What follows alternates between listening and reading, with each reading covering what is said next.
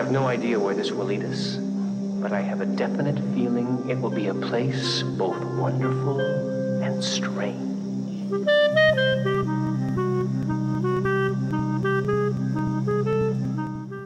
And welcome back to the Twin Peaks Wonderful and Strange Logcast. I'm Kalil, and with me here today is the kiddly divey to my maresy dotes. Oh, that was Leland's song, wasn't it? That was Leland's song. You're part of Leland's song now. I was just kind of caught off guard by that. It was just... You're the kiddly divey. It was the eerie tone of all. Yeah, he kind of sang that about 3 times around and still I didn't get it. But okay, yeah, I can accept this. I am the Unplugged Professor. Welcome to the Logcast. Today we are looking at episode 8 of Twin Peaks, May the Giant Be With You. This is the season 2 premiere, written by David Lynch and Mark Frost, and directed by David Lynch. Wait a second. Let me get this. Did you say before that these titles... Did we watch the same episode? We didn't watch the same episode, but did you... Was it like Netflix that decided these episode names? Was it the fans? Who decided these names? I'm sure there's a listener who can correct us and let us know the exact answer. But my understanding, it was another country was airing it. I want to say it was like Germany or something. And they were airing the show and they gave it subtitled, like titles for each episode. I don't know if it was like on a Showtime or a HBO kind of situation when it re-aired. They're not official titles on... I don't believe they're on most DVD sets, although that being said, they are official enough that, again, like anytime I've seen the show on Netflix, it's on Netflix. I think it'd probably be on Hulu. So it's kind of an adopted understanding. Like on the Twin Peaks wiki, they'll always include them.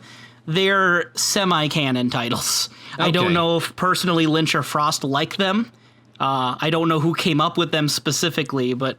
they are what they are. And I mean, they're useful monikers when referring to an episode. We kind of have an understanding of what they are. Because Professor, we've had our own share of confusion referring to, this is episode 3, which is episode 2 of the, not to be confused with part 3 of The Return. So I think having just a little moniker helps, even if it's unofficial.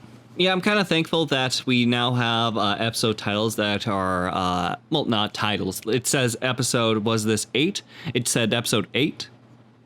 Yes, this is the 8th episode. So season 2, episode 8. I was afraid that we were going to go back to okay, here's season 2. So we are on season 2, episode 1, which is now the 10th don't even want to episode mess with of the that. Twin Peaks Lodcast. Yeah, I don't even want to mess with that confusion. It is the 8th episode of Twin Peaks. I'm going to stand by that. The pilot is a prequel kind of thing. I'm going to stand by that. Anyway, this was a jam-packed episode. Absolutely ginormous. And I think I just want to start right off the bat for my sake. We just wrapped up recently doing kind of a special season 1 retrospective. And one of the things we did there was rank our favorite season 1 episodes. I just want to go off the bat and just say that this is my favorite episode of Twin Peaks so far. I really enjoyed the season 2 premiere. I would say I like it more than anything in season 1. So I just want to get that out of the way that I'm going to gush over a lot of things in this episode. Yeah, it's mostly a very great follow-up, honestly. I had a lot of fun with it. I enjoyed a lot of the reveals. It was overall a great time to engage the audience and get them ready for some more Twin Peaks action. My only concern is that I've heard from you that there are a lot of episodes to come, but a lot of the stones have been turned already for the mystery, so I'm just wondering how deep this thing is going to go. Well, we did get a few new mysteries in this episode, I would say, too. So while it may be, I'm not saying it is or isn't, it may be that we're approaching a conclusion to the central mystery, there are still other mysteries popping up. So I guess I would promote the idea to you, Professor, that could there not be other mysteries that would work? Or do you feel like once the central mystery is wrapped up, the show should be done? As far as... what the show... It's hard to say, because I am very much... Like, basically, if we find out what happened with Laura Palmer, if we find out everything with Laura Palmer, do you feel like Twin Peaks should keep going? Or do you think that you do that, you killed the golden goose? It depends on the projection of post Laura Palmer. Now, forgive me if my consideration for Twin Peaks was going to be very central around Laura Palmer when I saw the Blu-ray disc of literally just Laura Palmer, who also, by the way, still not dead. Okay, if there was a DVD of the Bible, okay, they might have Adam and Eve on the cover. Are Adam and Eve consistently the most important thing in the Bible? No. There's the whole Jesus season. No, it's the cross. Like, the cross is the most consistent thing on the cover of any Bible. Okay, but even then, that's not always there. That's not always, no, not every Bible, okay? You act like you know every Bible, Mr. Professor. Mr. Professor? I have personally interviewed every single Bible, and they have told me about the crosses that they bear. And in this case, Laura is the cross. She died for our sins. And the Dalai Lama. And the Dalai Lama. My point is just this, Professor. And Cousin Maddie, Laura's everything. One thing for us to consider as we move forward is whether we feel, I guess really, what we feel about the idea if we get a conclusion to Laura Palmer's story, how much the other mysteries of the story matter. Because again, we get new mysteries added into this episode that doesn't indicate we're necessarily all done with everything going on. There are still questions to be answered, even as we maybe are getting closer to the big question. Why don't you go ahead and let us know, Professor, where you would like to start? Absolutely, but that's really dependent on, like, the second act. Right. Like, how the action will rise and how we will be personally engaged. So it's very dependent on how well Laura's mystery goes that we could even continue the sense of engagement. So that's my main concern. Right. Professor, why don't you go ahead and pick something that you wrote down in your notes to get us started on our discussion today. And if you're a first-time listener, because we're just starting a new season, there's always a chance someone else is jumping in. We go through the show with the Professor blind. He's never seen the show before. In fact, we blindfold him during it. He only can hear it. It's a complete and total auditory experience. No, the Professor hasn't seen the show before. I am drip-fed cherry pie during the whole experience. His mouth is constantly full of cherry pie. It's for an hour and a half for this episode. Oh, no. And we also jump around the episode. We don't go chronologically. Different podcasts do it differently, so we just jump around to different topics. So wherever you want to take us to start with, Professor, be our guide. Okay. Now close your eyes and imagine yourself a Laura Palmer. Now imagine this insane idea that it's not Laura Palmer. I refuse it. I am very positive that Laura Palmer remains alive in place of Maddie. Here's the thing. There's this conversation, early on in the episode. Maddie is actively distracted and just potentially dodging a question that she's being asked by Sarah. And Sarah is just asking, hey, do you miss Beth? And she's hardly acknowledging it. And Sarah makes it clear, your mother. Yeah, that Beth. She kind of just pushes that question aside and talks to her about a vision she's had. Mm-hmm. One thing we have confirmed inside of the series is that Laura had visions like her mother. And though it is potential that there is a hereditary link between Beth and Sarah, that's not confirmed. It could be just overall the wife of her brother that she's just very well acquainted with. But still, there's a chance that still there is this hereditary genetic link of having these strange visions. But the lack of recognition gets at me with Maddie. Also, later, Maddie just straight up breaks her glasses. Why? Is Twin Peaks anti-glasses? Is this some sort of greater statement? We'll talk about... I have things to say about the glasses, I think, when we get to Donna, but I know what you're talking about. There was another clue. I have 6 pages of notes here, so I'm trying to go through them. But there was something else I thought of with your theory, where it was talking about Laura and the idea of kind of there being two. I'm trying to find where I found that, though. Oh, Jacoby. So not to jump ahead too much, but just kind of continuing your point about Laura, he's in the hospital and Cooper and Truman are there talking to him, and he says how Laura was in fact living a double life, 2 people.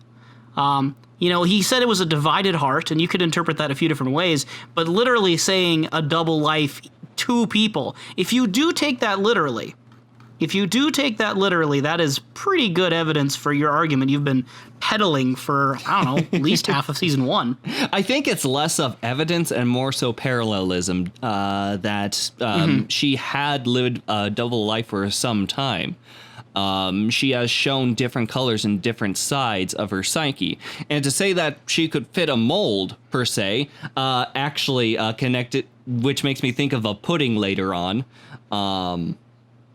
that she could potentially step in. And going lastly to the glasses one more time, I know we'll get back there, but she says that the glasses were just annoying to her. Would it be possible that they were annoying because they were prescription, and in fact it was Laura Palmer who did not have that sense of prescription?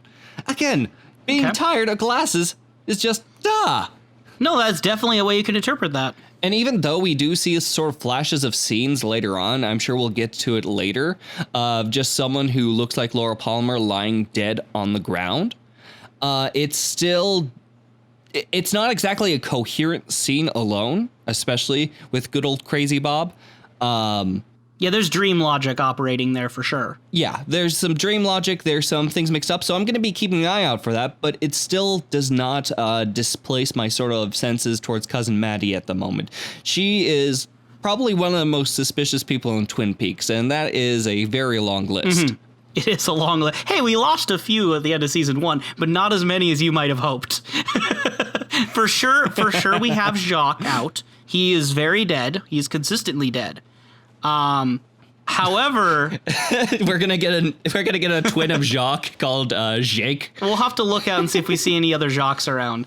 Any more Renaults? I mean, we do see Jacques' body bag moved about, but we don't see Jacques' body buried or beyond that. We just see the smiling bag afterwards. That's so who knows? And the bag is smiling because they know Jacques got out. But Leo Johnson is currently not dead. So there's him. He's in a coma. Yeah. Cooper's also not dead. Nadine is not dead. Oh, yeah. Cooper is not dead. Cooper is not dead. Well, unless you want to have some theory about that. But as far as we know, he's among the living. But we might as well just linger on the scene as long as possible, as Twin Peaks managed to do. I was actually going to ask you next. I was either going to go into Ronette because we were talking already about the Laura Palmer stuff, or we can go into that excellent opening scene or scenes, I want to say, with Cooper getting some floor time. I think Ronette won't take too long, so I think we can just jump into the Ronette stream. I know one thing we were looking forward to in season 2, both of us, was more stuff with Ronette. I mean, I mentioned her as one of the characters I think was most missed as an opportunity. And it feels like the show kind of, for me, forgot about her somehow. So for her to be brought back in a pretty meaningful way in this episode would give me some hope, right? Obviously, I do know where the show goes, so I can't promise if it is or isn't. But if I was a first-time viewer, feeling the way I was feeling at the end of season 1, I'd be happy to see some Ronette finally getting brought up. We have her at the early part of the episode having that vision or nightmare. I'm going to use those terms kind of interchangeably because it depends on what you view the world and spirituality of Twin Peaks like. Major Briggs thinks of visions as different than dreams. Whatever you make this to be, that's up to you. But she has whatever she has while still lying in the hospital bed, still recovering. And there's this moment where she's walking across the bridge. It reenacts. And I almost think it's, to let the viewers know, hey, do you remember her? This is what she was doing. So we get that scene. And then they just move on like that didn't happen. I assume a commercial break would have happened there. And then we get her at the end of the episode. Where the camera is looming through the hospital hallway, right? And her arms are kind of lifting up. And we get this rapid-fire selection of scenes that are very ominous, depending on, again, what you think is going on with Laura. We've heard about this Killer Bob figure that has kind of floated about, right? But still a lot of confusion on what or how or who. But that entity, Bob, is howling on the floor, and I guess I can't describe anything other than howling. And the way he laughs near the end of that part, it's very distorted and inhuman. And it shows Bob running through the hallways, chomping his teeth at her like he's a Pac-Man. Yeah, he's a rabid Pac-Man, and the Lauras are the little energy balls. I don't know if that makes the ghost Cooper. Anyway, metaphor's done.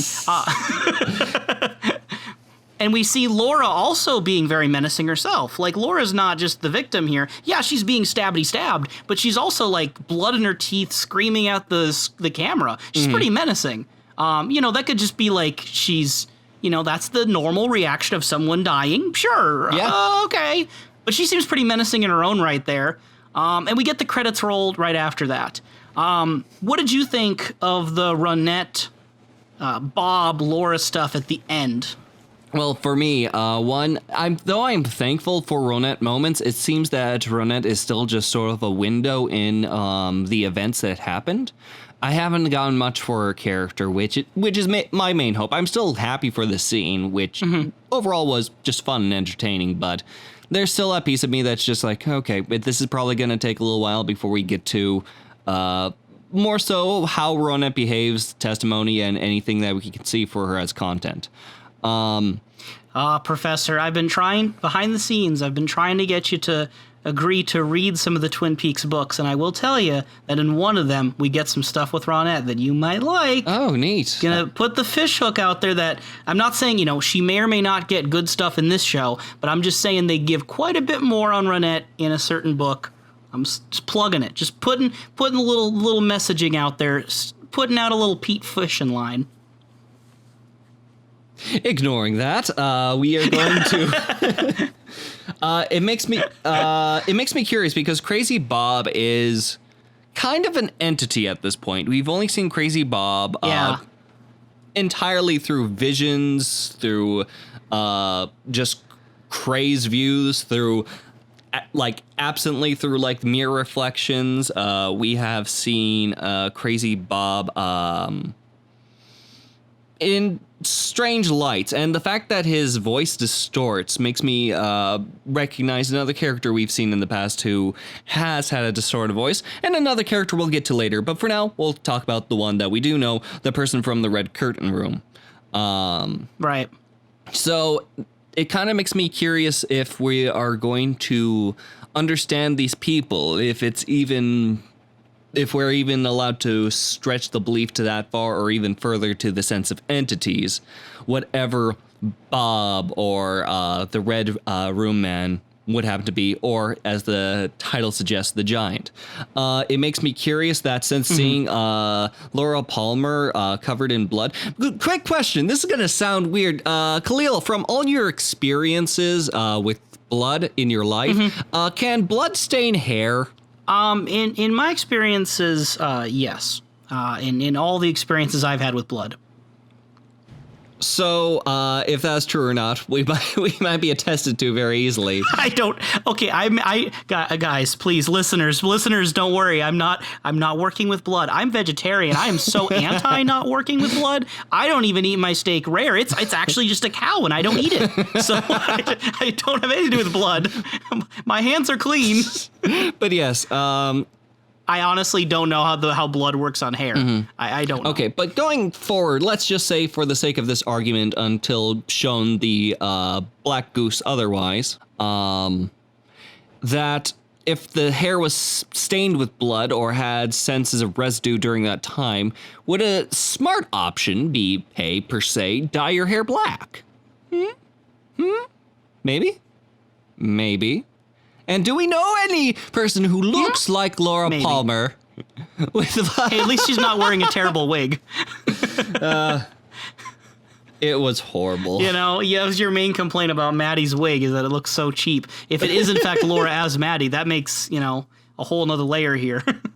But regardless, it makes me curious about not only Crazy Bob and these other beings that seem to be tied to this case, but also for good old Mike, Mike the Shoe Man. Mike, the one-armed man. Yeah, I have two very small bullet points there, but yeah, he shows up at the sheriff's station. Lucy's there. He has no appointment. He's kind of flustered about it seems, and he just says, "I'm here to sell him some shoes." Yeah, he just says he's going to sell him some shoes. Very happy. He's finally got that moment to go through, and he just kind of turns around and continues to hold that sweet, sweet smile. Not suspicious. Yeah, Yeah, don't know how I feel about that. Makes me wonder how long he stays there.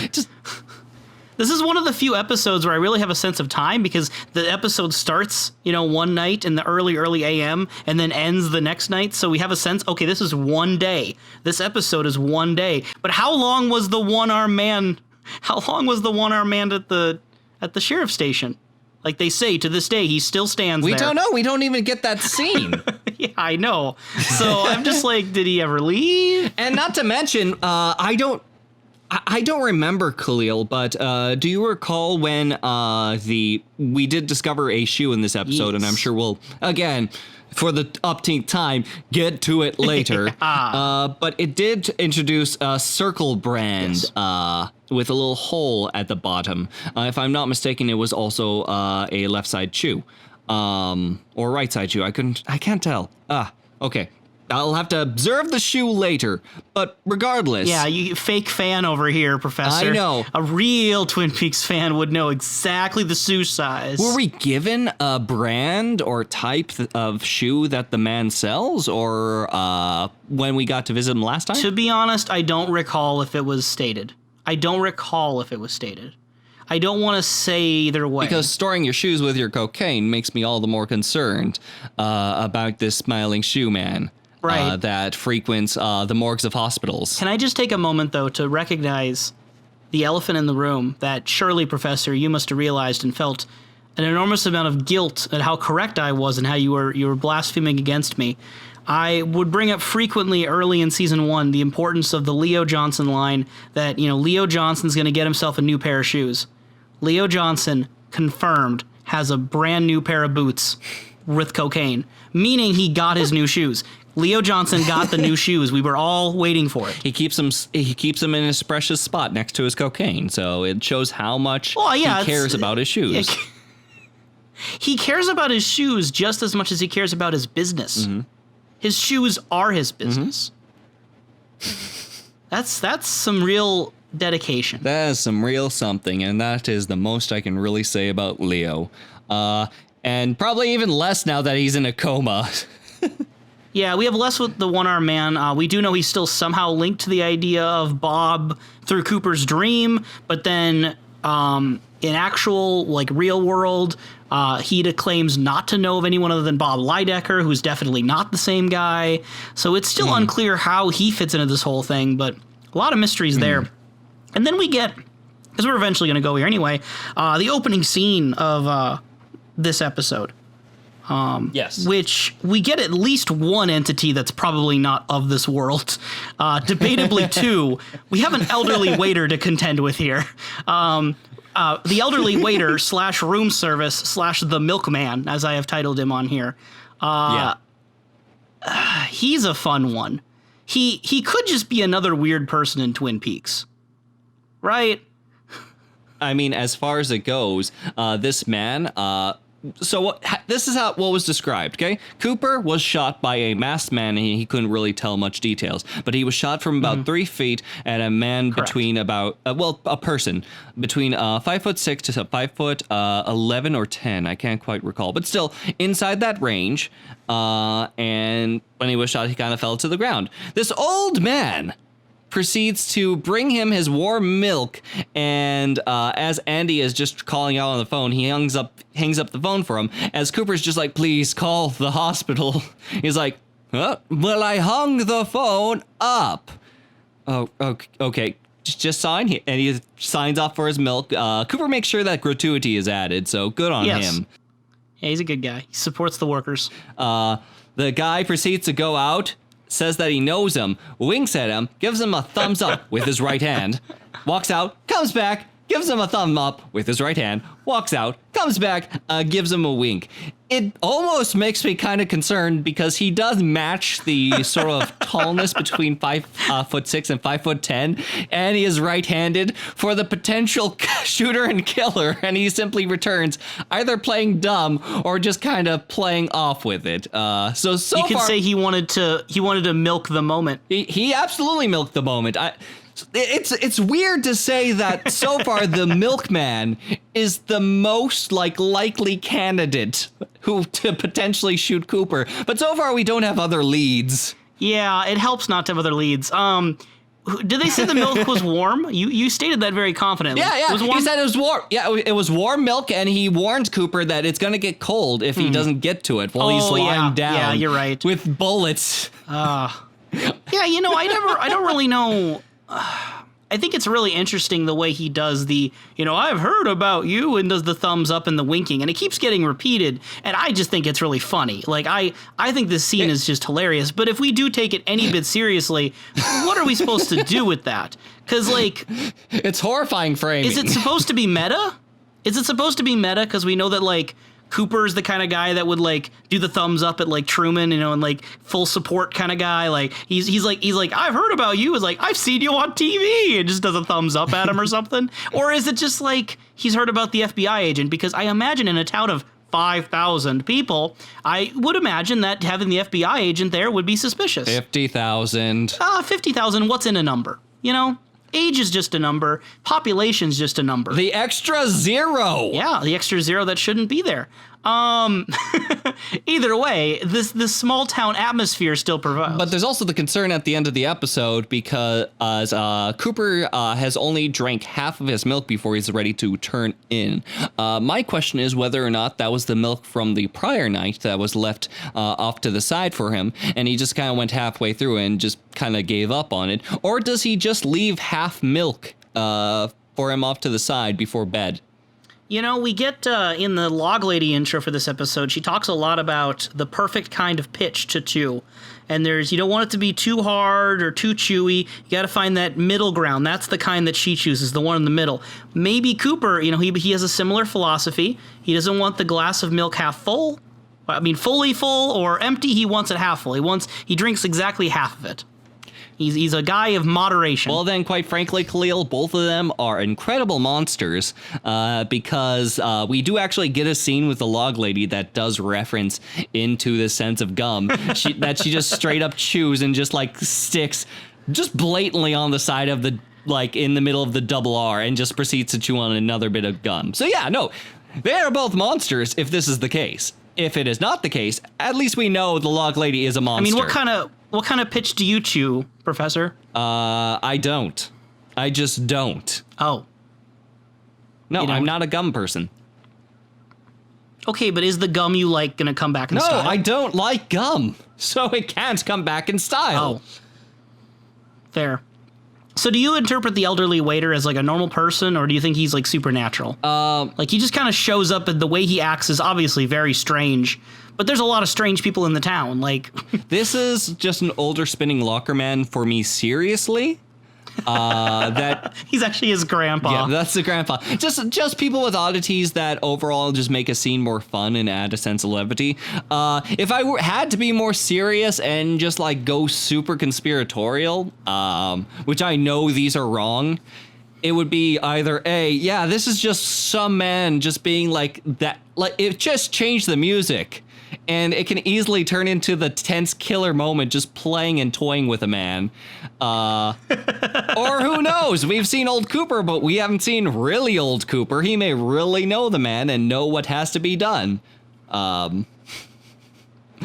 Okay. Huh.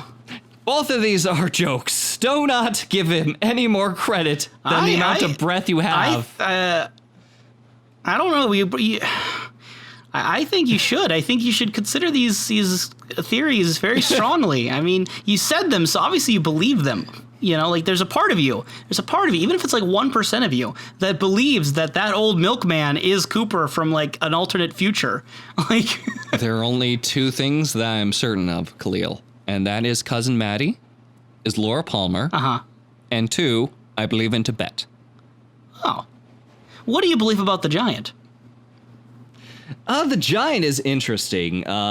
Another character in which we have a distorted voice. It's almost a question on whether or not this stature between these characters are supposed to give an uncanny feel to them as like other beings, if you will.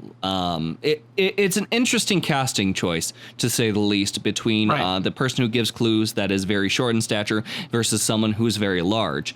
This man says that that apparently there are people that want to stay in touch with Cooper, and he's willing to give them some clues, some answers, more so, to make sure that he is certain that, like, possibly A, they are on his side, or B, that they are going to just tell him the truth, like, nothing to hide. He even says that there will be 3 things Cooper will find, and after he finds them, he will return the ring on his pinky finger. And Kalil, do you mind going through those 3 things, please? Absolutely. Just to add on to what you're saying, yeah, the giant introduces himself. He says, "Think of me as a friend," and he says, "We want to help you," whoever the we are. When he's asked, "Where do you come from?" he says, "The question is, where have you gone?" So it's where Cooper has gone is more important than where the giant comes from, which is interesting. And then the 3 things that, what he says will come true. He's not lying. There's a man in a smiling bag. Which later we do get the reveal of Jacques Renault. You told me to list them. I know. I'm just listing adding them. notes here. Go on. Continue. Okay. There's a man in a smiling bag. And yes, we figure out a potential answer to that at the hospital. 2, the owls are not what they seem. And 3, without chemicals, he points. And then he throws on an extra Patreon bonus one where he says Leo locked inside a hungry horse. There's a clue at Leo's house, which we also get context on later when Andy does detective work, which is a rare thing so far, and finds out about Hungry Horse, this prison situation with Leo, and it provided an alibi for the Teresa Banks murder. That Leo was in custody when the Teresa Banks murder had happened. Not only that, but it shows that Leo's record isn't as clean as it seems. I mean, the spotless reputation that everyone thought Leo was a good guy. No, I know what you're saying. I mean, it sounds like the law enforcement has had a hard time actually pinning him, even though they know he's done things, So I get what you're saying, completely. And there's also the extra bonus where he says, "You will require medical attention." Oh, I love that line. I love that line. I mean, again, the giant doesn't lie. He did require medical attention. Yes, he absolutely did require medical attention. And there's a few other things that he brings up later because he comes twice in the episode, once at the beginning and once at the end. Yeah, at the end, he reappears when Cooper is asleep. He waves his hand over him in the darkness, and then he disappears, reappears, and all of a sudden there's light on. It's kind of a weird noise that accompanies it too. There's a lot you could do with electricity and fire and stuff going on with that, but let's table that for now. And then he says he forgot to tell Cooper something, and that was that one person saw the third man. We'll get to the third man when we get to the briefing, but there's a third man we're finding out in this episode. Or at least we're finding out that that's a theory. Don't want to confirm it yet. 3 have seen this third man, but not his body. 1 only known to you, ready now to talk. And then he tells Cooper that he forgot something, which is implying the letter from Audrey, possibly, right? And then this flame goes out from the giant and goes into Cooper's face. Yeah, it was closer to the throat, I would argue. Oh, okay, his face throat. Okay, there we go. Hyphenated. It's one thing. It's important to know where the fire orb is flying into, because that can imply certain things.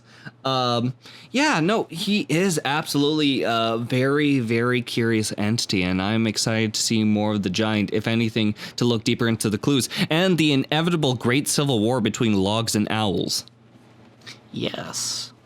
Do you view the giant as a friend? Do you think of him as a friend? Do you believe him? I think of him as an ally. I don't know if we are set on to a friend. But that's the thing. So far we have the... acquaintances. We have, let's call him the friendly giant, and let's call the other person in the red curtain room. The jolly non-green giant. That too complicated. Anyway. There's the giant and there's the man from another place. These 2 people have shown to be good allies to Cooper, but again, a sense of distortion and influence hasn't been seen in another being Crazy Bob. I think that overall I need to have a better understanding on where these people sort of stand, if you will. Just because there was noted that there is a darkness within Twin Peaks, we might be led along a trail that might not end well for Cooper, considering the we may just be the greater senses of darkness, whether they are good or ill. Mm-hmm. So yeah. Or indifferent. Completely devoid of what we consider good and evil. You brought up Lovecraft. I was literally going to say that. Like potentially a Cthulhu-like being, or who knows? Right. Yeah. And if we're talking about the darkness of the woods, we did find out through the Log Lady intro. The Log Lady says that she grew up in the woods, basically. She says she's learned a lot of things from the woods. So if anyone's going to know, it might be her. There's also the position that Cooper has. It's funny. We start from the starting milkman to the giant, but let's go in between. Cooper said a lot of interesting things. He was hoping that he inadvertently just pressed the recorder while he was going down, which it happened. He did, which is a great mannerism. And he says that he wanted to climb a tall hill, not too tall, and sit on a mountain.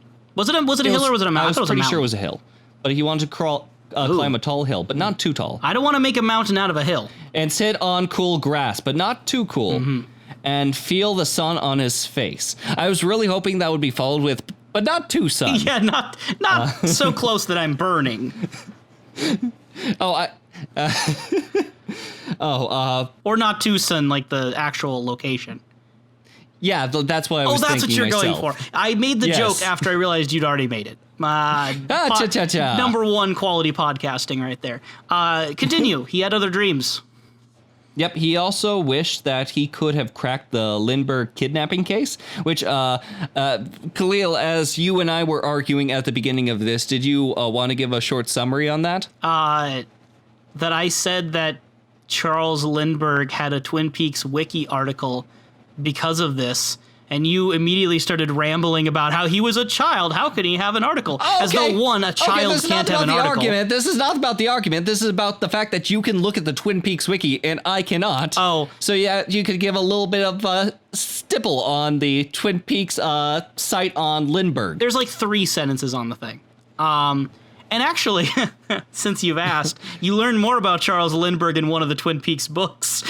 So, if you want to end up, there's 3 sentences in there, and one of them is talking about this episode. One is just talking about him in general, and then one is talking about that there's a mentioning of him in one of the books. So, if you want to read a book written by Mark Frost. So I guess I will be looking into the Lindbergh case, maybe to have more parallels. And if there's anything to talk about in the future, I'll be sure to bring it up on the pod. Well, make sure you get caught up in JFK conspiracies through, because we've had that before. Of course. He also... I'm just saying, it seems like he just wants to be, getting the credit for mysterious, controversial cases. He wants to, crack the conspiracies.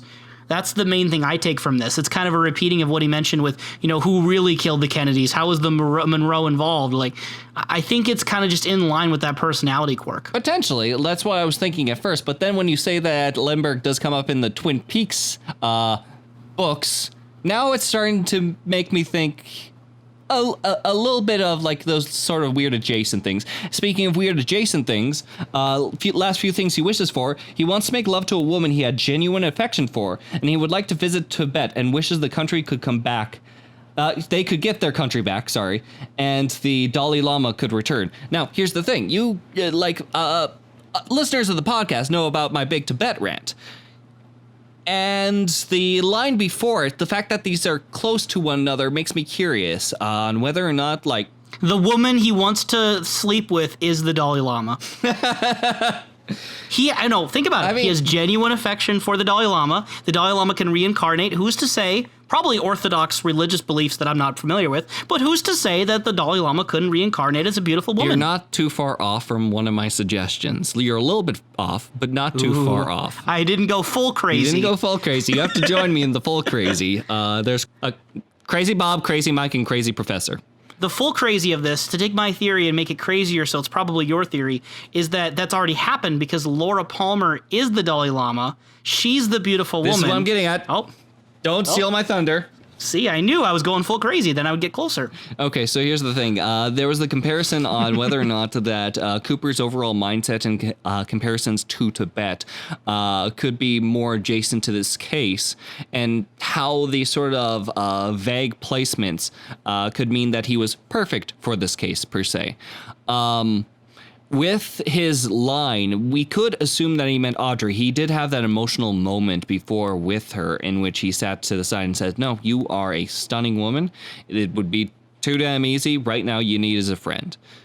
However, there was also that moment inside of his dreamscape where he did encounter someone who seemed a lot like Laura Palmer. And you could almost say that with his affections for, like, literally the point he put beforehand was the Lindbergh kidnapping case. A common theme with Cooper being he wants to crack things that are very elusive. He could have... Like chestnuts. He could have this sense of wanting to crack a case and almost falling for a said victim at that interval, especially with the little passionate kiss we ended up with inside of the red curtain room.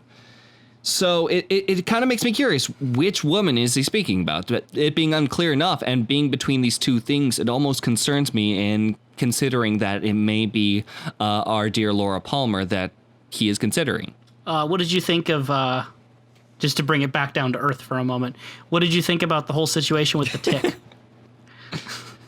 The tick, beautiful. The fact that, like, literally, he pulls up his little bulletproof vest in order to try to stop tick. But the funny part is that it seemed like the bullets all went towards a similar position when he was shot. So even someone being able to acknowledge, like, a small little weak point that he has right there. Is funny, or if it was just an accident, it's also funny. The biggest weak point in anyone are their head, so... but no, he was shot, and it seemed that it was because of a tick that was on him that ended up getting shot itself. This is a very humorous scene, it's a very humorous plot, and it also harkens to the strange things that happen in Twin Peaks. So overall... bravo to that. Perfect segue you just offered me there. Right after the tick, we get another humorous scene where we find out, well, Cooper finds out about some of the strange things at Twin Peaks. He gets caught up to speed on what happened while he's been out for like one day. Yeah, Lucy did the thing that I did. And Lucy just kind of rambles it off that like Leo Johnson was shot, Jacques Renault was strangled, the mill burned, Shelley and Pete got smoke inhalation, Catherine and Josie are missing, Nadine is in a coma from taking sleeping pills, which leaves Cooper to, understandably ask, like, wait, how long have I been out? What year is this? It's just been a few hours. It's beautiful. Yeah. So that's the Cooper stuff I mainly had. I think we've covered most aspects. I mean, obviously we'll talk about Cooper anyway, just because he's a looming presence. But I think we've gotten a lot of the supernatural, the Cooper, all that stuff out of the way. Where would you like to go next? I suppose we could talk a little bit about Audrey, Cooper's reflection. Oh, sure. Sure, she got a little bit in this episode. Yep, it seems that with everything that's happening and everything he's following, if we are to assume the friendly giant is referring to good old Audrey, that note being like overlooked is very concerning, especially considering Cooper's style of like trying to take it all in and being able to check in on very small details, but... yeah, Audrey's not having a good time. We had an interesting point at the beginning, which was where I was kind of disappointed with the season 2 opening, because season 1, we literally have Audrey tied down with the little card, like wrapped up, as her father approaches. And then season 2, we open with, she just somehow just freaking Houdini'd out of it and jumped into the bed. Yeah, David Lynch was just like, I didn't like that idea. To be honest, I don't even remember her being tied up. I don't remember it, because part of the problem is... So the card was like right in front of her, too. Like, she was tied up. There was a card placed in front of her. She was like, little present. See, I didn't know she was tied. I thought she was just like, it was just like a bow. Well, regardless, lightly tied up with a bow and being placed... being strung up, whether or not it is your memory or my memory, that's completely gone, and she's just like jumps into the bed and just tries to hide herself. To be honest, I love this scene too much to take a critical stance. I guess. But then we also get like Ben, like he comes through and he tries to seduce with a sense of Shakespeare. At the very least, you're taking by the bard's tone. But this one, he goes all huff and puff. And he goes straight Grimm on her. Like nothing is more seductive than the Brothers Grimm, if you know what I mean. Is that the Brothers Grimm? It isn't like the wolf. I don't think the Three Little Pigs is Brothers Grimm. Okay, no, it's not the Brothers Grimm. It was still a fun statement on that. Instead, it came from the nursery rhymes of England. It was included in by someone named James Halliwell Phillips. So going from the Bards to Phillips was definitely an interesting... Wait, this isn't the Three Little Pigs. This is Little Red Riding Hood. Oh, wait, no. No, it's not. Huff and Puff and Blow Your House Down. What kind of Red Riding Hood are you reading? Huff and Puff. Oh, God, I do not know. Regardless... Anyway, I think you're trying to pigeonhole Ben into one style. Okay, he's got all of English literature at his disposal, including knowledge of probably other cultures. I mean, he obviously knows a little bit of, Norwegian, Icelandic culture, too, through his studies. I think you're trying to pin him down to only Shakespeare. He's not only highbrow, he can also be lowbrow. I'm saying when you try to seduce someone, remain in highbrow until you're with your little brother, and then you can go to your lowbrow. I wouldn't even call it seducing what he's doing. It's more like he's playing with his food. Like, I guess I don't think of him trying to seduce because, to his knowledge, he's already got the person. She's playing hard to get. He's just kind of like almost... Here's the thing. Okay, I'll defend it not from a rational point of view, but from like the weird psychoanalytical Freudian fest I have in my heart. It's this merging of a predatorial instinct that he is the wolf, right? Yes. Mixed with the idea of like it's a nursery rhyme you would tell to a child, and he is saying it in some sort of like cosmic dramatic irony. He doesn't know it's to his own daughter, right? So the fact that he is saying a child's nursery rhyme to his own child, where he is taking on the wolf about to devour the prey, I think of it less as a scene about Ben Horn trying to seduce a woman, and more of like, ooh, that's that Ben Horn. I don't think you realize what you're doing right now. It's got like levels of irony that I think to it that I really enjoy. And just the way, I mean, if you want to really like narrow in and overanalyze, and it might be overanalyzing it, but I don't care if it is, I still enjoy doing it. That's what we do on this show. That's what we do. I think the don't get me started on a rant about death of the author in context. But what I'll say, though, is that the fact that Audrey has to use a mask to hide her identity from her father, you can interpret a whole bunch of metaphors and stuff out of masks. I just think the whole thing works really, really well as a scene. So I guess I don't mind if it starts differently. I don't remember her being bound. If she was, that is a continuity error. I can't talk. A continuity error. I agree with you. But it doesn't particularly bother me because I do think the payoff is worth it. Okay, yeah, I'm liking that payoff more now that you speak of it. Again, just the idea of the twisted use of a nursery rhyme about a wolf devouring the pig as a father saying that as he's about to like sexually partake in his own daughter unwittingly. It's got a lot going on. It does. While that's going on, we have a scene with Jerry talking to Blackie. I know you like to call her Black Rose.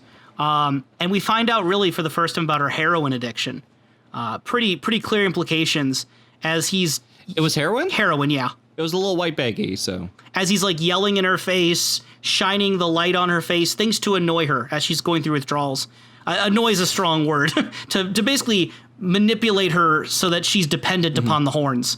It wasn't really clear, I think, in season 1 exactly how the power structure works. We know that Ben Horn's called like the owner, but to what extent he has power over Blackie wasn't clear. But now we see just how much like Blackie's dependent on them, which also puts more into context Ben Horn's involvement with like Leo and Hank and Jacques. Like he is aware of the drug situation. Like he is aware of like the drug underbelly of Twin Peaks to get the heroin, I assume. And then Jerry, like even we don't really see Jerry be this vicious before because in season 1, Jerry's just kind of a jokey guy. So for him to be like taunting her, used to be so pretty, and then, finally giving her what she wants. And then we see a scene later where he's with Hank, and we could see Jerry trying to puff himself up to impose upon Hank, which I don't know about you, but if I was Hank, I wouldn't be afraid of Jerry Horn. But I guess you could be afraid of Jerry Horn's money, Jerry Horn's influence. But if it came down to a fist fight, I'm on Team Hank. Yeah.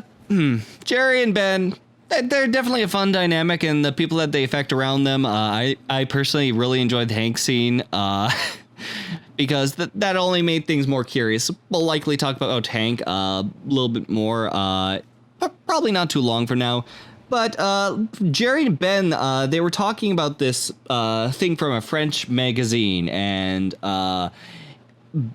Jerry was going on saying that they take the entire head and dip it into a blancmange pudding, which is usually like a pudding that's up in a mold and served cold. They roll it in oats and stuff it with walnuts, cook with hot rocks, and get a spice cookie in there.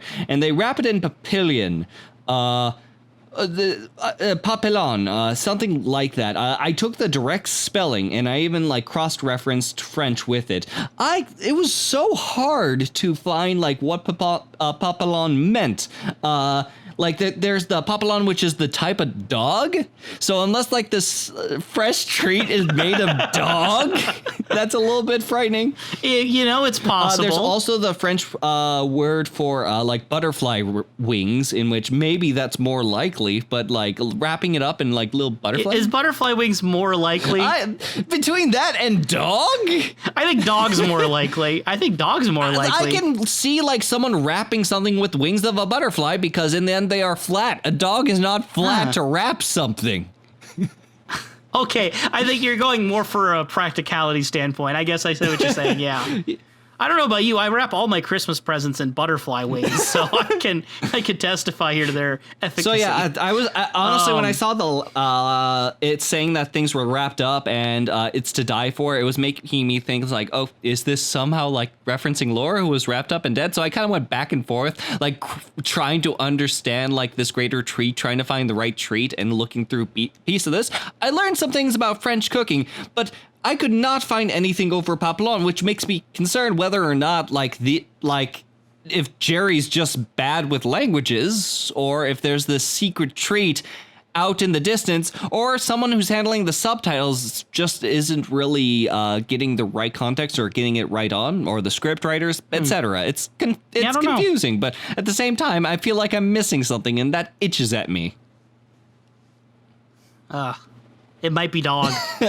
All I really have to say about the Ben and Jerry and Hank scene, I really enjoy seeing power dynamics at play in this show, especially when Hank is involved. The way in which Ben, Jerry, and Hank operate is but a bit different, because you have Ben really the one posing the questions. Leo's in a coma. Why isn't he dead? Where's Josie? What's going on? He's the one posing the questions. Jerry is the rabid bulldog over here. Nothing against bulldogs, but fits the metaphor here. He's the one tearing at his legs. It's the rabid papillon. Yeah, the rabid papillon. And Hank for the most part just kind of takes it, and then when he's asked he's asked about something, he just kind of repeats himself if necessary. But then at the end, he has that really nice like power move where after being told, Hank, you're the bicep. You're supposed to relax until we say flex. And Jerry's like, oh, I don't like this guy. Hank just kind of like pats him on the back, puts his arm around him. Haha, you guys. just trying to like change the atmosphere from like putting the pressure on him to just like, oh man, guys being guys, bros being bros. I think it's just an interesting way to go. It's hilarious to see a room of manipulators. Absolutely. And I guess, whichever one you think did it the best, who won in that encounter? In this Death Note tennis match, who won?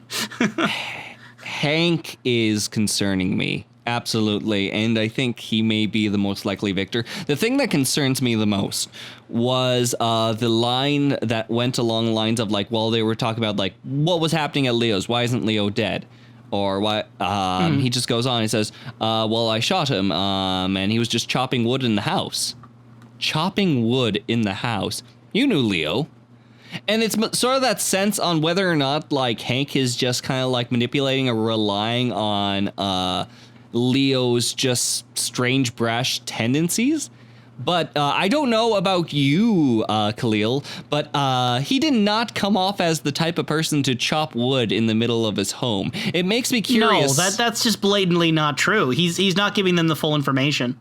He probably also knows that Bobby saw. I mean, for all we know, because he looked in the window. You know, it's possible he even knows he was seen. Yep, it's curious on whether or not he's trying to leave Bobby out of the story, or any details that he may want to take care of himself, or anything like that. There was this moment inside of the Double R where he's just handling things, and he was trying to check in with Pank, that is, checking in with Norma, just like, how did you like the flowers? And he doesn't really get a response, and he just looks straight at Bobby and just gives a shrug. It's like this sort of like strange sort of friendly, like, situation which you can share with strangers, you can share with people in general.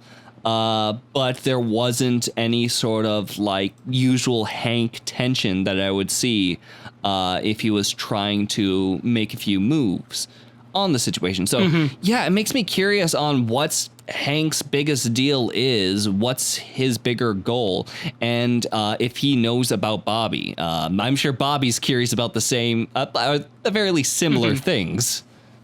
Yeah, I guess I don't have a lot to add because we don't have enough at this point, but definitely, I mean, I'm interested to see where it goes to.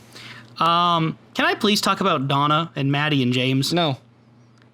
Those are words I often don't want to say, but I really want to talk about them. Here's the thing. As far as Donna and James go, it's just separating them alone has made them way more interesting than they have been through season 1, in which it's just mainly just like a CW drama of a couple of teens in which are having this tough time. They got to work themselves through. Hey, are you making fun of CW dramas? Yes. Are you? Oh, okay. There's nothing hiding. Take that. Take that, CW. CW is never going to put our podcast on their network if they still exist. Oh, no. How are we going to get through all these podcasts when we have to eventually go through the Riverwood drama? I have so many like feelings about this, and when I say this is my favorite episode so far, I do mean that. And when I said in the last in the recap that Donna is my like second least favorite character, and notice of my bottom 5, she was the only one who actually gets screen time. Most of my least favorite characters were just complaints that they're not getting more attention. Donna's like the one character who actually is getting attention that I'm just like, ugh.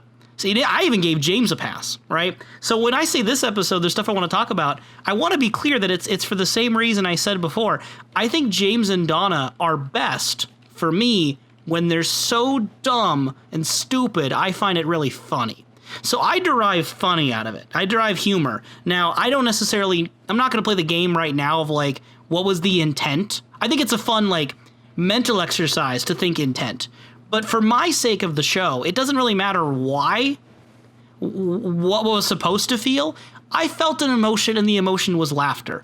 So we get Maddie breaking her glasses and then giving Donna a pair of Laura's glasses that she had wanted. So Donna had apparently asked Maddie for Laura's old sunglasses. And, it's a matter of why. Are they going to pull another, like, impersonation act, like with the blonde wig again? Why do they need her sunglasses? Well, the most obvious reason is because Donna needed to wear them. So Donna puts them on, and I feel like she thought it was going to, like, give her a stat increase, but it lowered her charisma by, like, 10 points. Because she puts them on, and then she tries to, like, look really cool, and she's just trying so hard. It's very funny to me. I think that it's less humorous for me, but it's overall just intriguing on the character alone. Well, and I think you could really read into it if you want to, because when Maddie breaks her own glasses, I do like your idea about it being Laura Palmer prescription, and she's those glasses are actually straining her eyes as she's done playing the act.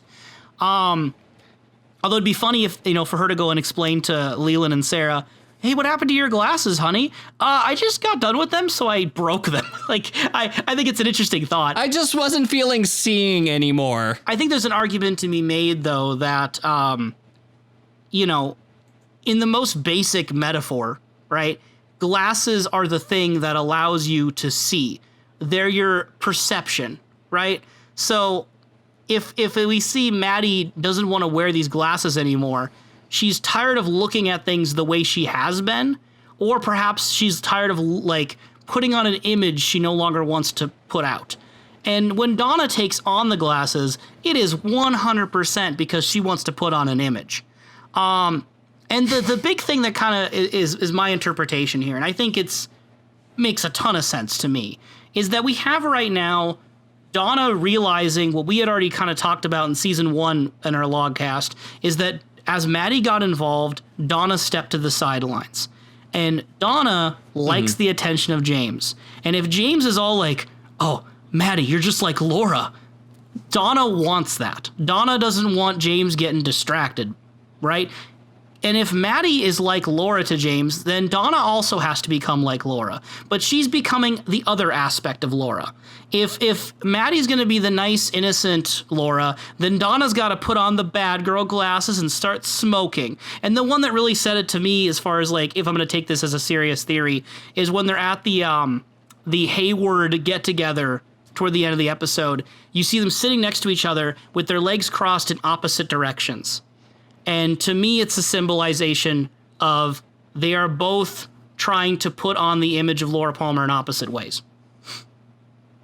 Although Maddie, I don't know how intentional it is. That's a bit more speculative. Donna, it's very obvious.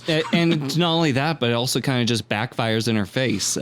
Just like visiting James and even just straight up kissing him, and she just knows like something's off. Like, what's wrong? It's like, nothing's wrong.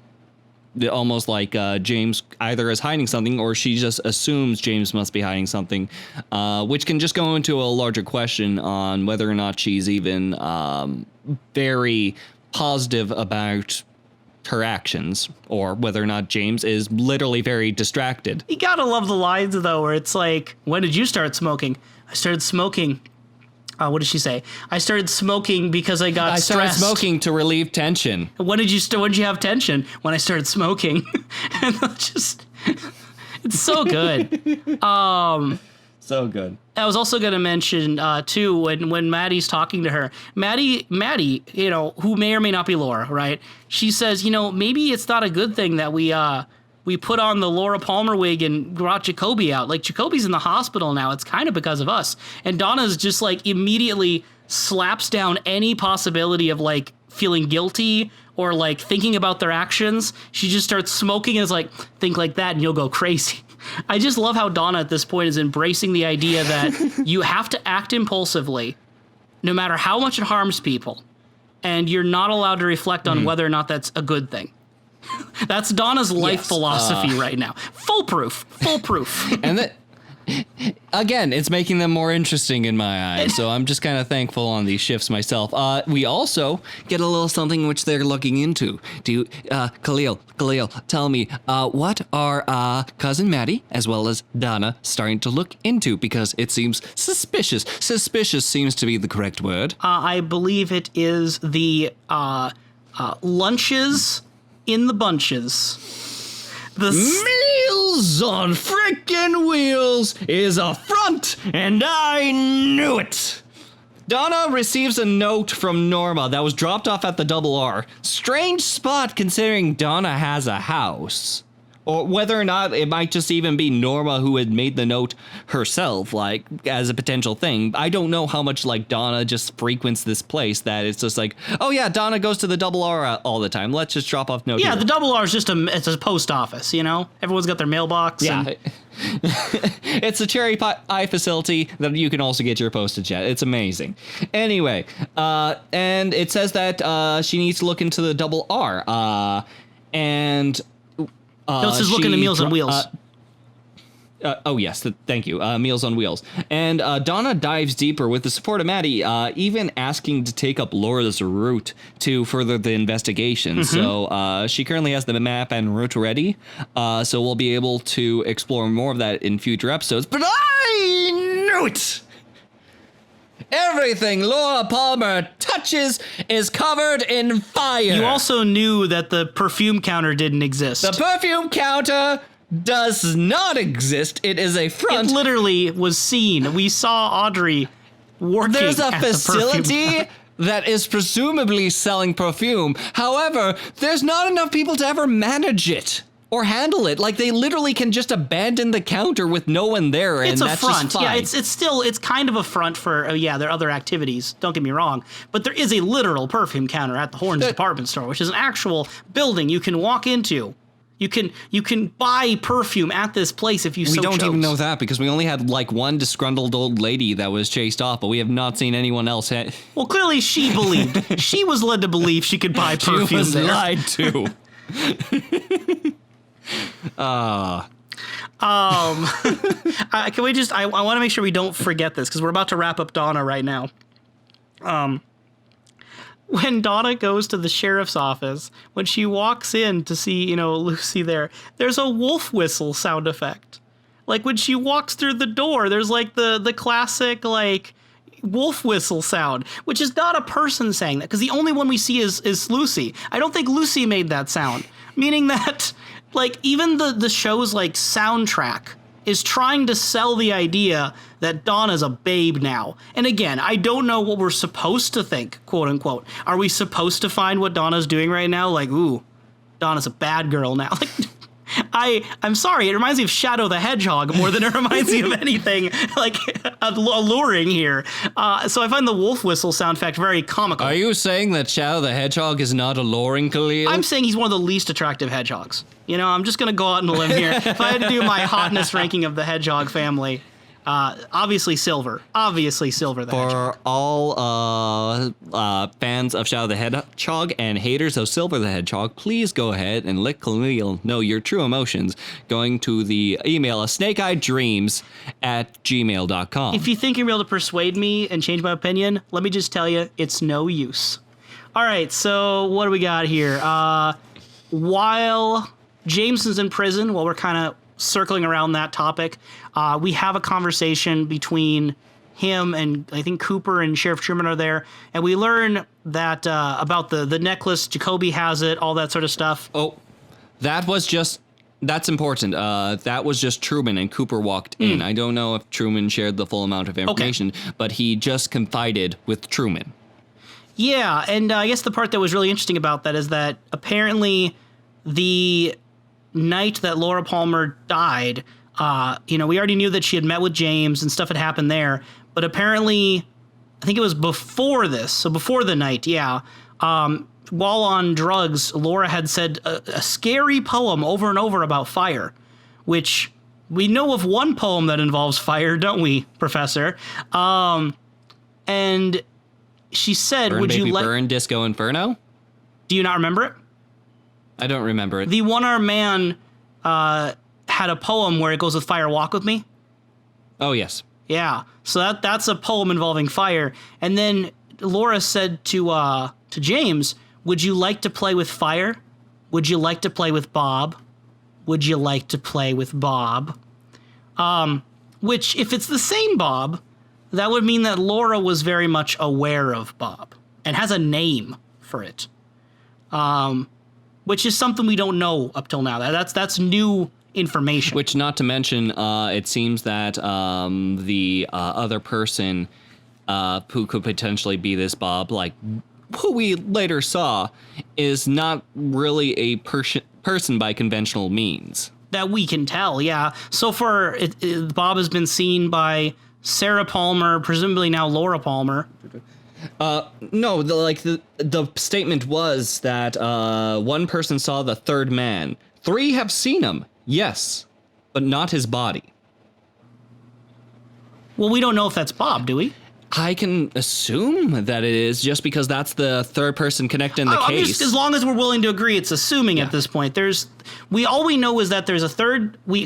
All we suspect is that the third man, based on Cooper's briefing, it seems to imply that, because Jacques and Leo have excuses for their situations. So there's a third man who took him to the train car, and there's something cryptic that the giant says, where that 3 have seen him, but only 1 has seen his body. And that person is ready to talk. And out of that sort of strange statement, if anything, especially connecting to this statement on wanting to see Bob, that he's one of the most likely candidates for that, being the third person, as well as being this entity that apparently can be promised to be seen. And someone being willing to talk about it likely is Ronette. So I can say fairly well, especially with the giant, and considering like Ronette recently had her special vision, it is very likely the third man is in fact Crazy Bob, if he can be seen. He has a body that can be seen but is not seen. Okay, but what if it's actually the milkman? You know? And the only one who's seen his body is Cooper. You know? That's not out of the ballpark entirely. It's a speck on my table, but it is a speck nonetheless.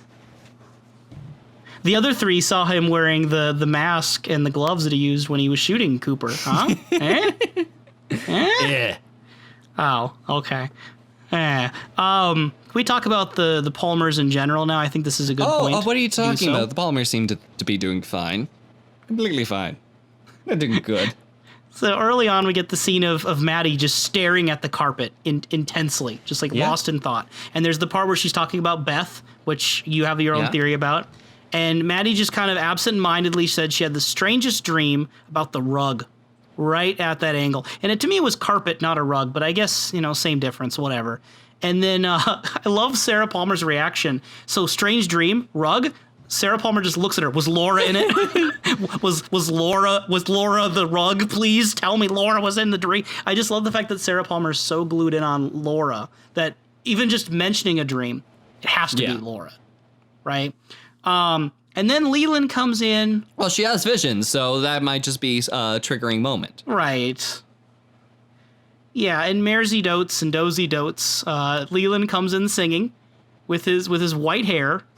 He just keeps singing and singing and singing, and then there's just a wait, and then he talks to them, and then he leaves, and then like 5 minutes after he even showed up, Maddie just looks at Sarah and is like, Uncle Leland's hair turned white. No, they had shock on their faces. I love the way she just kind of like they says had it. Shock on their faces. I know, but I love how like that delay, really, like put into words, just because he was like he was hogging the attention at the moment with his overall great performance. No, and I like to believe he was singing and dancing all the way to the Great Northern, where he shows up next. I like to believe he's continuously singing and dancing. He didn't take his car. He danced there. He danced all the way to the Great Northern. I can imagine it with Leland's current mannerisms that can be a likely case. Leland is having a happy, fun time. He says that he's back and ready, especially with a small little moment that he shares with the Horn brothers. Where Ben is tap dancing on the desk and Jerry's doing the worm. How many takes do you think that took? Like, I like to believe one. Yeah, I can honestly believe it's most likely one or in the lesser areas, just because it looks like they are doing things, but it looks like they're doing it in an order that doesn't match absolutely anything, but that still adds to the moment. I don't know. I'd like to hear from the actors whether or not like this was a sort of take in which they had to find like all sorts of just random things to do, and there's just like this whole afternoon spent on just like pushing things, jumping on desks, doing the almost worm. It's a very I like to believe personally that it's David Lynch. He was directing this one. He gathered the three of them in a room and he said, all right, gentlemen, I want you to express the emotion of a daisy that is on a roller coaster. And then they're just like, they understood in their soul and they just did it. They just did it in their own interpretive way. And then and Lynch was like, that's not what I meant at all, but it's brilliant. And then he just went with it. That's what I like to believe. But yeah, we also get the case later, time, that they are at Donna's family's house, which is kind of has this strange, eerie, and kind of weird in the negative sense tone from the position camera that... work. All the camera work, how the youngest sister says that she's trying to live up to the other sisters in order to not be a disappointment. And then Which is what you like to hear. And we get a little poem that I'd like to bring up later. I love later. the poem. I have it written down.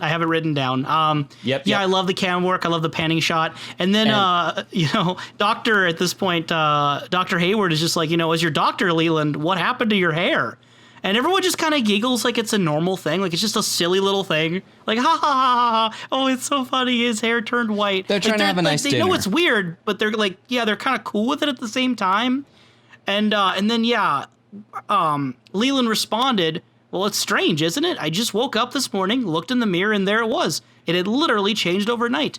The funny thing about it is, seeing it, is that I realized I had turned a corner somehow. I feel a great deal of sadness still, but yes, it wasn't as overwhelming to me. I physically felt as if a great weight had been lifted from my heart. And then he just starts singing Get Happy, and he gets happy. He proceeds to get happy. He gets happy until he all falls down. And until he mentions Judgment Day and the tempo starts rapidly increasing and he collapses. Yeah. Yeah. That's actually a very ingenious... He wasn't actually feeling anything bad. He was just interpreting the song. Yeah, definitely. He's a very religious man, and he thinks of Judgment Day. He thinks of the coming of Christ and the judgment that'll happen in Revelation, and he imitated that with his body. It's called interpretive dance. Get culture. We've seen the heights of his anger. We've seen the heights of his sadness. We've seen the heights of his happiness. Leland is not okay, and I'm afraid of whatever emotions I have in the shoebox and which emotion I'm going to pull out next with Leland. Not to mention with Sarah, I get more concerns on this sense of visions because they've made it clear within Twin Peaks the importance of visions. There's even a distinction done by Briggs that is brought up over like the difference between visions and dreams. So having these two types of scenes, well, actually, I would say there's multiple scenes including visions, but having this comment made in this episode in particular makes everything all the more alarming for the Palmer household in general. I mean, yeah, if you want to ask anyone how Leland's doing, go ask Jacques. Go ask Jacques how Leland's handling his emotions right now. Yeah, it's interesting. Can we talk about Harriet's poem, please? Mm-hmm. Harriet Hayward. It was Laura. Absolutely. And I saw her glowing in the dark woods. I saw her smiling. We were crying, and I saw her laughing. In our sadness, I saw her dancing. It was Laura living in my dreams. It was Laura. The glow was life. Her smile was to say, it was all right to cry. The woods was our sadness. The dance was her calling. It was Laura, and she came to kiss me goodbye. You know, perfectly normal thing you say while your sister's like playing piano very disjointedly and you're like looking in the parents' eyes. Yeah, it seems to want to be this sort of endearing thing, like a strange poem that its intentions may just want to uplift people, saying like, yeah, you know, they wouldn't want us to be sad because they'd be happy. But it's framed in a way, especially with what we do know about Laura, of her siren-like tendencies and her separation of emotions. Well, it doesn't help we get Ronette's creepy dream of like Laura with the firelight on her face, like making the face with the blood in her teeth and everything. So I'm just imagining that being superimposed. That was her kiss goodbye. She just used too much teeth. Yeah, she used too much teeth. She had been eating some spaghetti in the woods, and she didn't mean it. Oh yeah. We get some stuff with Agent Albert Rosenfeld. I don't know a lot to really say on him. We get a return to him, and I cannot be more thankful for that. He is a welcome addition. Glad you like him, Agent Rosenflower.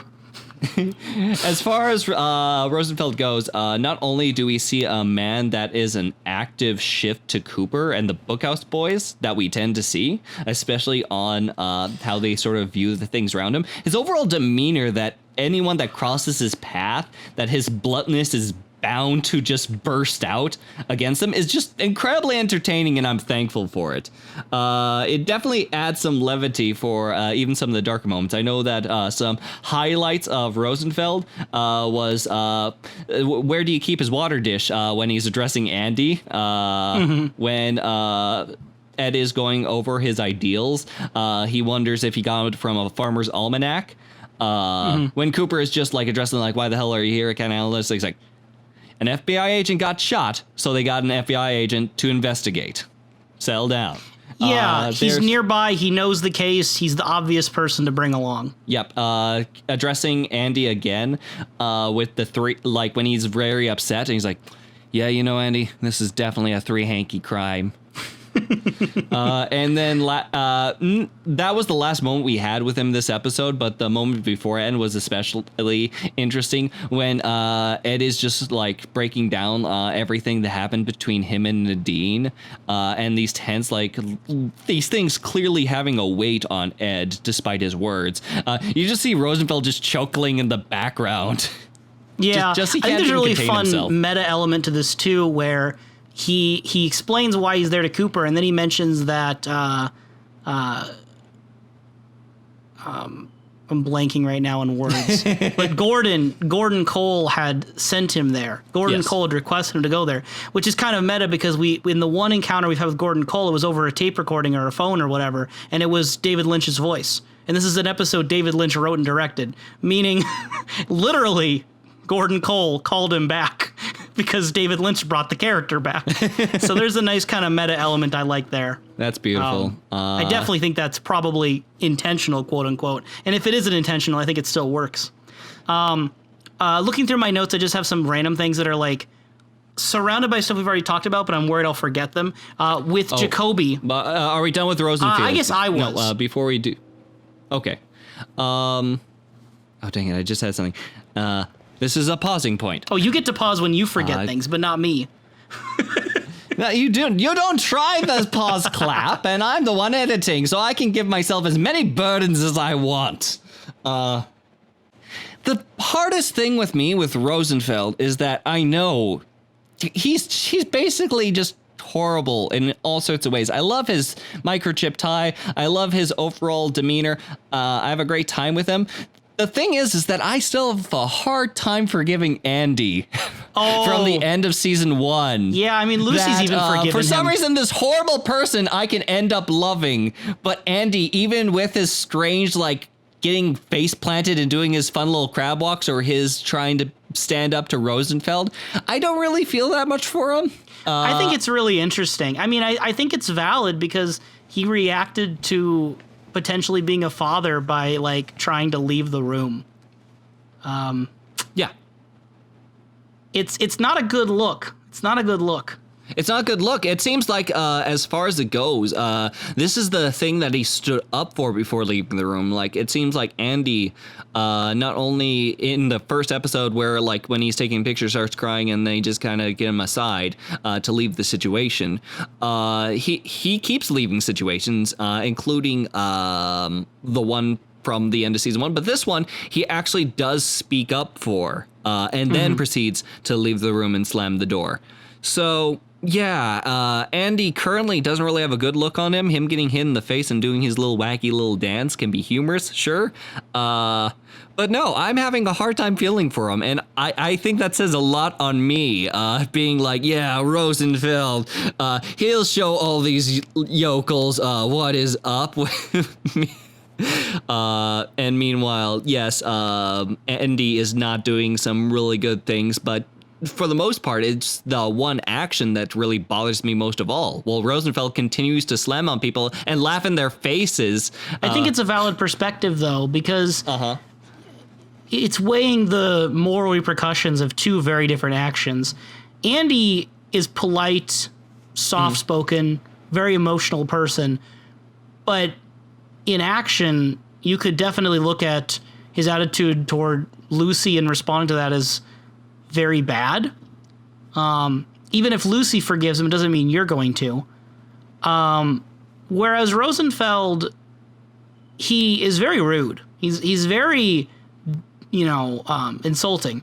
At the same time, that's all he's done. Like, if we're on the side of him with the autopsy that, Doc Hayward was in the wrong, then all Albert's really tried to do is do his job. And he's just very insulting as he does his job. And his job, for we're led to believe, is to try to like actually get justice done for like people who've been murdered, and like is doing good guy work, just as Andy is. It's just that what's a more evil thing, being generally rude to everyone you don't know, or being the kind of person who would turn your back on someone you care about in a very important moment. Which is worse? general demeanor or specific instance? That's fair.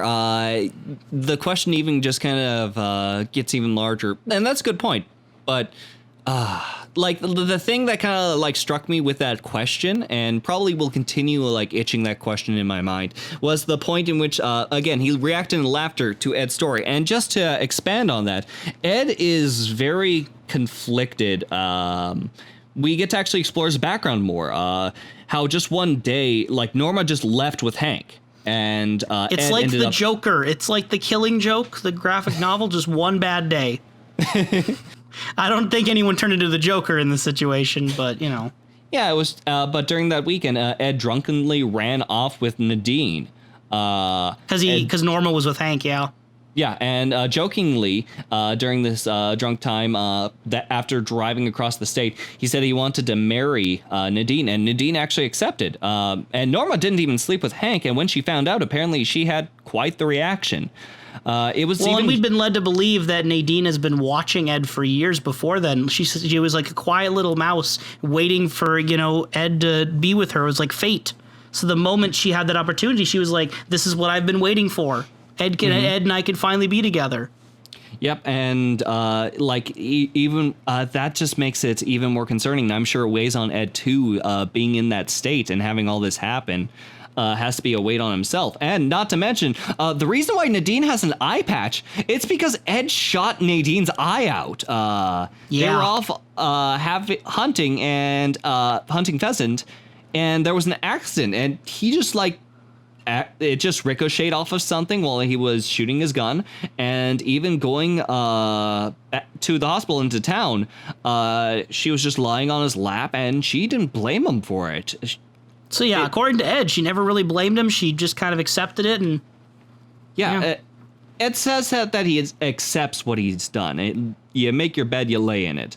But he doesn't believe in fate. He does not believe in fate, but he is clearly haunted and torn by what has happened. And Norma even sees Ed comforting the coma-induced Nadine, and seems to be torn herself by that sight. So, well, that's the question of how long do you lay in that bed? If Ed doesn't believe in fate, how long does he remain lying in this bed that he made? How long does it have to keep paying for a mistake he made when he was drunk and irrational in his teenage years? And that's kind of the situation he finds himself in.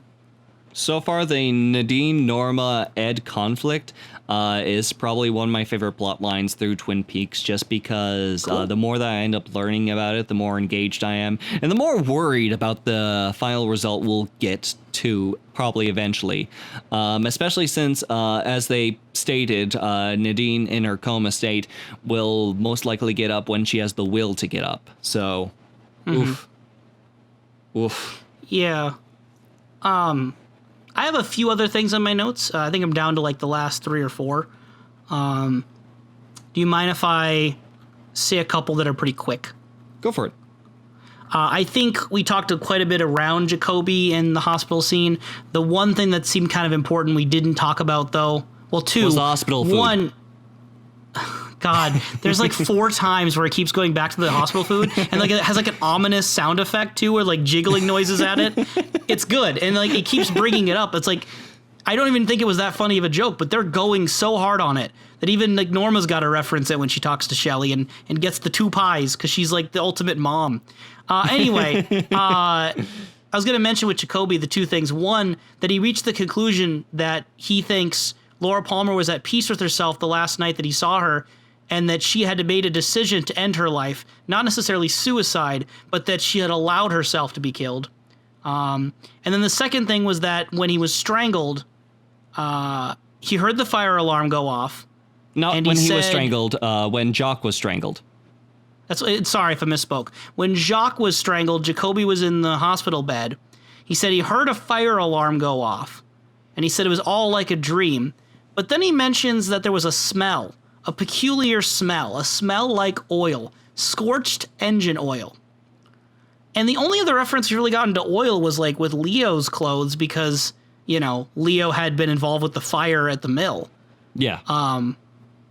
What the smell Jacques would have been strangled, why would there be a smell of scorched engine oil?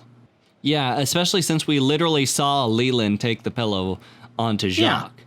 Was Leo sharing his gasoline for Leland to take a gasoline bath before coming over to the hospital? You know, those Lees have to stick together in this cruel world. Leoland. I mean, honestly, I'm just curious if you had any theories, because it does seem a little bit weird, unless there was another entity in the hospital. We do have a sense of Bronette's premonitions. There could be something else going on. There could be. I'm not sure myself. I mean, if there was some sort of entity in Twin Peaks, this sort of darker entity, whether or not it could be like the influence of Bob griping onto Leland or anything like that. But that's a stretch at this moment. At this point, Sure. The man doesn't seem like he would just have the scent of oil. That is just his special cryptid power. It's his perfume. Oldie gasoline. You made the same joke. Yeah. Yeah. And then what do you think of, I know you don't believe Laura's actually dead, so what do you think of Jacoby's idea that she had accepted the end of her life, but wasn't suicide necessarily? I believe that she accepted the end of her social life, and the end that of she was Laura as a concept. Laura as a concept, and she was going to move forward because there was a double life Laura already lived. So to give up that side of her was just inevitable. That's my belief anyway.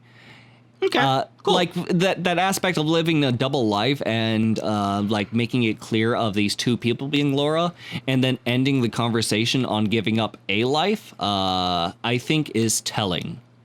So it's either A, if it's something more blatant and clear, it's going to be that one side of Laura won out on the other and she accepted what was going to happen. Or B, my main conspiracy, which is the true intentions and the clear result of the end of Twin Peaks.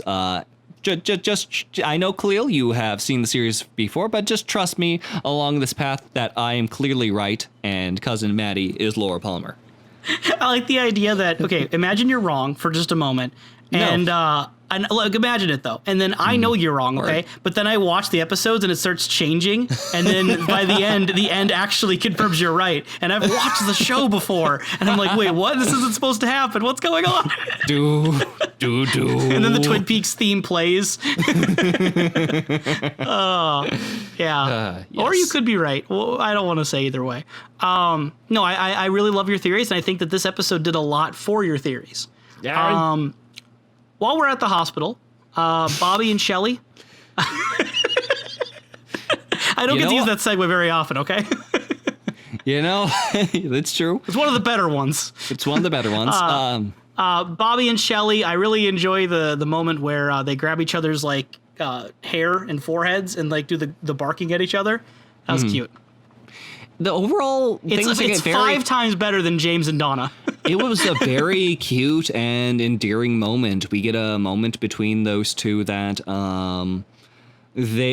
they're clearly at the very least going through those sort of lovey-dovey emotions that we've seen before. But she just says, "I love you," and twice Bobby, in just sort of almost like an airy voice, just says, "I guess I love you too." Whether or not this is realization or just a reaction to something that's a little bit new to him, it's still an intriguing.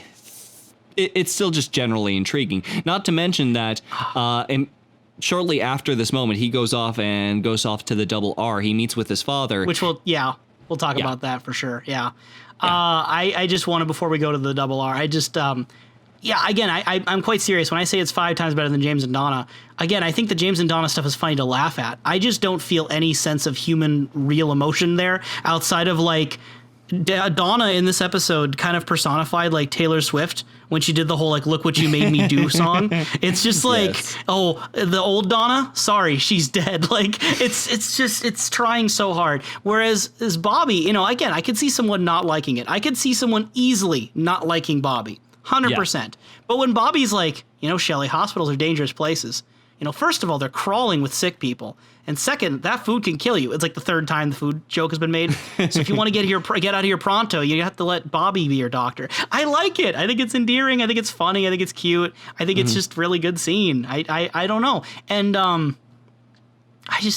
agree with you. I think considering what follows immediately after, I wrote down the entire Major Briggs thing. I'm not going to read through it all, but it's a highlight moment. I spilled the beans at the season 1 recap and said that Bobby was I think second is what I said, my second favorite character in season 1. So you can about imagine how much like this is a scene I remember, this is a scene I really, really like. And I'm a fan of Major Briggs too, who hasn't really had a lot of screen time, but he's been very interesting whenever he is around with Bobby. So having this moment with Major Briggs saying all this to Bobby, getting Bobby's reaction, it's one of those iconic scenes for me that I really look back at. I don't even know what really to say at this point without getting into spoilers, because it kind of almost speaks for itself to me, but it's a very endearing moment. To just summarize it quick, he talks about a place where he grew up at, and he ends up coming across, and he calls this a vision. He says it's very distinct from a dream,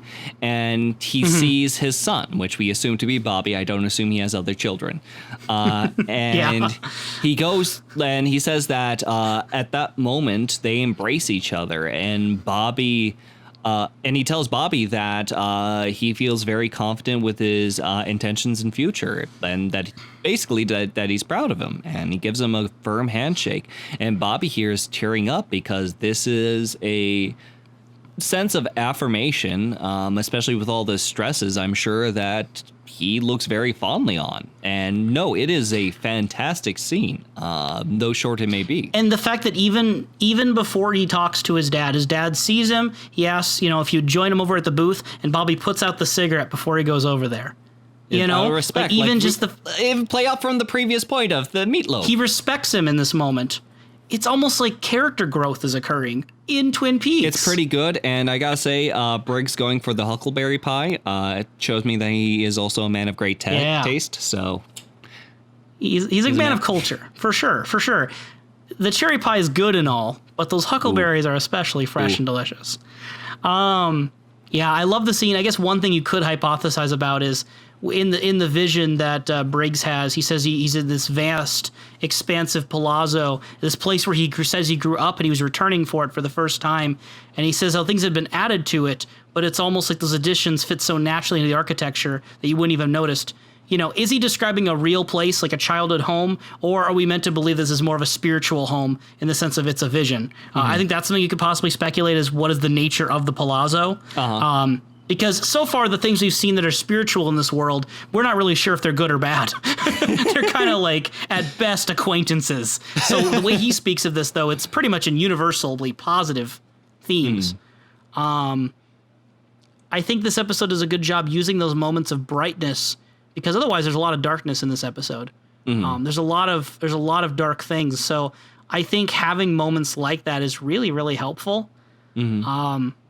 Again, I just love that scene, and most of the things that I'd want to say about it, I can't really say yet. How dare you? So I'm just gonna say, we could spend not a lot of time on it, but I think we'll end up bringing it up again in future conversations about Bobby and in future conversations about Major Briggs. So I'm content to let that one rest. The only thing else I had on my list was Pete, and I don't got a whole lot to say on Pete. He's got smoke inhalation. I feel bad for the guy, right? He misses Catherine. He thought that if anyone would survive a nuclear fallout, it'd be Catherine, so he refuses to believe she's dead. He gets a phone call from this unknown Chinese man, and who then wants to place an international call out to Hong Kong. Some stuff's going on there. Yeah, as far as it goes, that's all we really got. Yeah, as far as that goes, Catherine and Josie have completely disappeared, which makes me curious when Josie's gone to Seattle.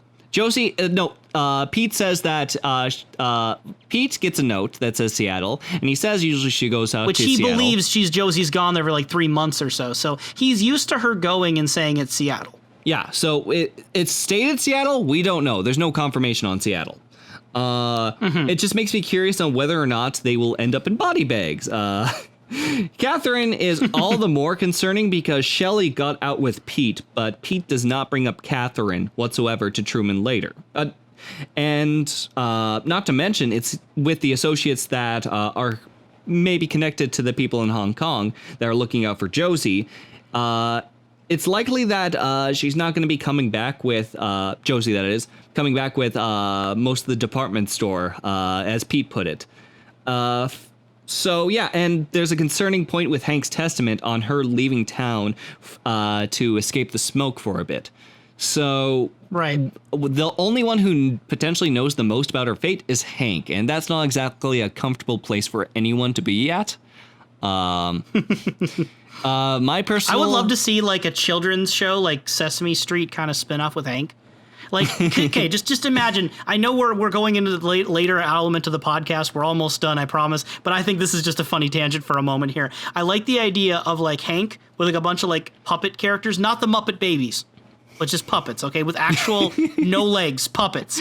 And Hank is over here, and he's like turning toward the kids, like, "Hey kids, wouldn't it be fun if we go check out the mill together?" And then he like turns and kind of like, you know how like Hank's facial expression will go from like really friendly and nice to all of a sudden like just deadly serious. I like the idea of him just like doing that, like turning to the camera, and then he like says to the camera like, you know, "Would it be fun to burn it down?" And then he like kind of like turns around and like reassumes the child character, just like keeps switching and has like dominoes. Beautiful. Like, it could be a good thing. I love the idea. What's a good name for it? What rhymes with Hank? Not Shank. I don't want that to get involved here. Hank, Panky. Hanky and Panky. Oh, that's perfect. That's a great name for a children's show. Hanky and Panky, starring Hank and Lucy. Oh, Hank's calling. Hey, should I answer the yellow phone over here or the red phone over there? Oh, no. And then like she gets like, "Oh, hey, mail arrived from Hank," and then it's just pictures of dominoes and letters. And, oh, I love the idea of it already. What a wicked web we weave. Anywho. They could get like a sick like Domino's pizza sponsor too for that. And like work it into the narrative. Like they wouldn't even have to do much. I don't know how Twin Peaks is going to go. I don't know how Hank is going to go, but I don't think that this is the sort of thing in which like we'll do the Domino sponsor with. Well, then again, there have been Domino sponsorships with all sorts of interesting anime in the past. I mean, they sponsored Full Metal Alchemist, and we all know who's a little pretty little pet in that. Anyway. I believe there is like a Japanese coffee commercial at Twin Peaks, but I'll look into that later. Was there anything else you had written down as notes that we haven't talked about? No, I did not. Then Unplugged Professor. Yeah. I have but one question for ye. Say it. Who killed Laura Palmer? Laura Palmer got really hungry one night, and so she's decided to take on either her other self or cousin Maddie during that time. And she had quite the delicacy. So, in truth, it may not have been suicide, but Laura Palmer killed Laura Palmer. So you believe Laura Palmer killed Maddie and took over her life? And bit her neck or something, like there's blood in her teeth. I mean, how do you get blood in your teeth otherwise? Raw steak.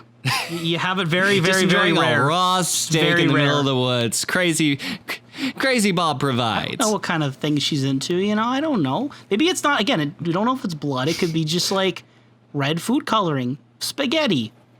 I don't know what she's into. She's probably into a lot of things, but I'm sure that Andy and Lucy will get better ideas of what she could potentially be into as they explore Flesh World. I'm scared to segue from that. Any last words, Unplugged Professor, to end the podcast? No, I think those are good last words. I think those are the perfect last words. Maresy dotes and dozy dotes, and we'll see you next time. Take care. Hey.